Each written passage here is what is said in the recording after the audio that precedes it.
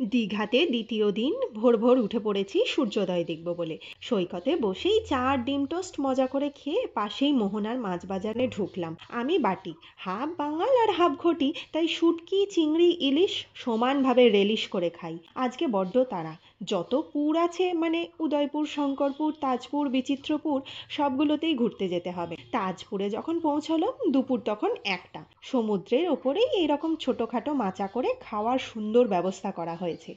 টাটকা কাঁকড়া মাছ রাখা, বললেই ওরা সাথে সাথে রান্না করে দিচ্ছে। তাই আমরাও কাঁকড়া আর ভোলা মাছ বলে নিয়েছিলাম। এত দুর্দান্ত খেতে ছিল, 10 on 10। এবার গেলাম বিচিত্রপুরের ম্যানগ্রোভ উদ্ভিদ দেখতে। সারাদিন ঘুরে একরাশ ক্লান্তি নিয়ে নিউ দীঘাতেই নামকরা এক ভাতের হোটেলে রাতের খাবারটা খাবো ভেবেছি। একই ঝোলে ভেটকি আর পমফ্রেট মাছ ছিল, প্রপার মশলাও মাছের ভেতর ঢোকেনি। দুদিনের মধ্যে খাওয়ার সবথেকে খারাপ অভিজ্ঞতা এখানেই ছিল।